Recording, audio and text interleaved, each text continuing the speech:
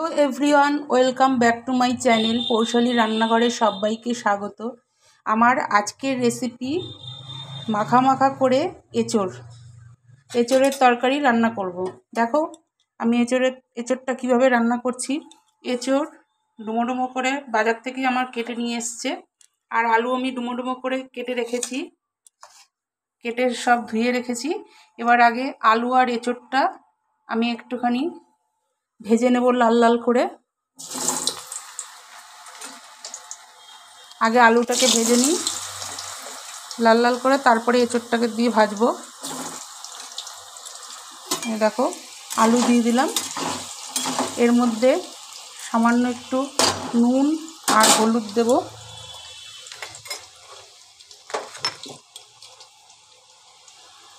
দেখো অল্প নুন দিলাম,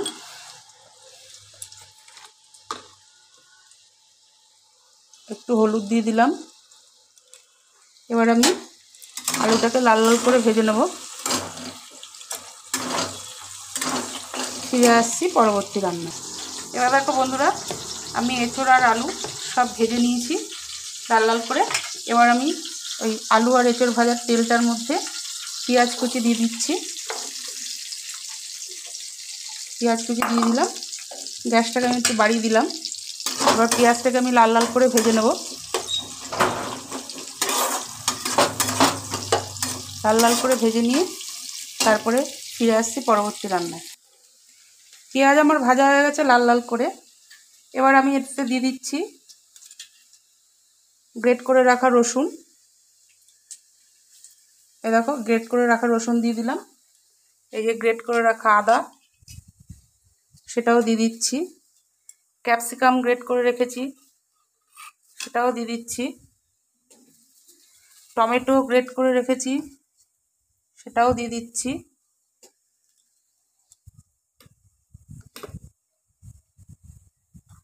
দিয়ে দিলাম। এবার কাঁচা লঙ্কা পেস্ট, সেটা দিয়ে দিচ্ছি।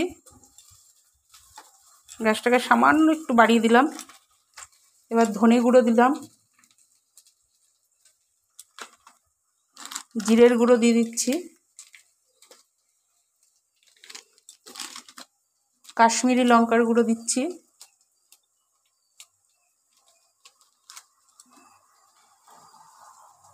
এবার দিচ্ছি যেটা না দিলেই হবে না, নুন, হলুদ। এবার দিচ্ছি চিনি, চিনি দিয়ে দিলাম। এবার আমি মশলাটাকে সব একসঙ্গে কষিয়ে নেব ভালো করে। পেঁয়াজের সঙ্গে সব মশলা যা যা দিলাম সব একসঙ্গে ভালো করে আমি কষিয়ে নেব। ফিরে আসছি পরবর্তী রান্নায়। এবার দেখো মশলাটা আমার কষানো হয়ে গেছে, গা দিয়ে তেল ছেড়ে দিয়েছে মশলার গা দিয়ে। এবার এর মধ্যে আমি দিচ্ছি একটুখানি বিরিয়ানি মশলা, আবার একটুখানি নাড়াচাড়া করে নিচ্ছি। বিরিয়ানি মশলাটা দিয়ে একটু নেড়ে নিচ্ছি। এবার আমি দিয়ে দিচ্ছি এঁচোড় আর আলু যে ভেজে রেখেছিলাম, সেটা আমি এই পর্যায়ে দিয়ে দিচ্ছি। এবার গ্যাসটাকে সামান্য একটু বাড়িয়ে দিলাম। এবার এটা মশলার সঙ্গে আলু আর এঁচোড়টাকে ভালো করে কষিয়ে নেব, তারপরে ফিরে আসছি পরবর্তী রান্না। এবার দেখো বন্ধুরা, মশলার সাথে আলু দিয়ে এঁচোড় দিয়ে আমার কষানো হয়ে গেছে। এবার আমি জল দিয়ে দিচ্ছি।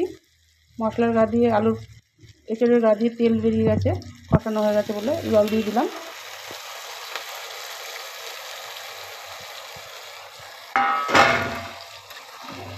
যখনই দেখা যাবে যে তেল ছেড়ে গেছে গা দিয়ে, তখনই বোঝা যাবে যে কষানোটা হয়ে গেছে।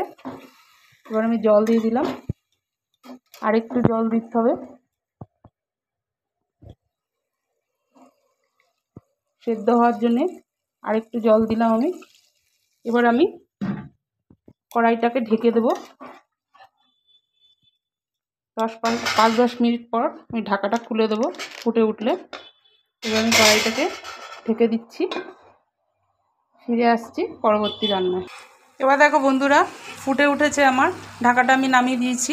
আরও কিছুক্ষণ ফুটবে, জলটা একটু শুকাবে, টেনে নেবে, আর আলু আর এঁচোড় সেদ্ধ হয়ে গেলে আমি গ্যাসটাকে অফ করে দেবো। আচ্ছা, একটা তেজপাতা আমি ছিঁড়ে দিয়ে দিয়েছি, এটা আমার আগে দেওয়া হয়নি, এটা ভুল হয়ে গেছে দেওয়া, আগেই দেওয়া উচিত ছিল। যাক যে আমি এখন ঝোলের মধ্যে ছিঁড়ে দিয়ে দিচ্ছি একটা তেজপাতা। তোমরা কে কোথা থেকে ভিডিওটা দেখছো সেটা কমেন্টে জানিও, আর কার কেমন লাগলো ভিডিওটা সেটাও কমেন্টে জানিও।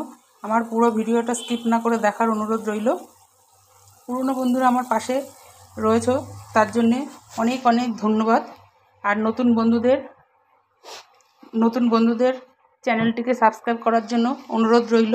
পাশে থাকা বেল আইকনটি প্রেস করে দিও, তাহলে নিত্য নতুন রান্নার ভিডিও তোমাদের কাছে সবার আগে পৌঁছে যাবে, আর তোমরা আমাকে এগিয়ে যাওয়ার সুযোগ করে দাও। আজ এই পর্যন্ত, কাল আবার নতুন কোনো ভিডিওর সাথে দেখা হবে। দেখো ঝোলটা আরেকটু শুকাবে। তোমরা সবাই সুস্থ থাকো, ভালো থাকো, সাবধানে থেকো। টাটা।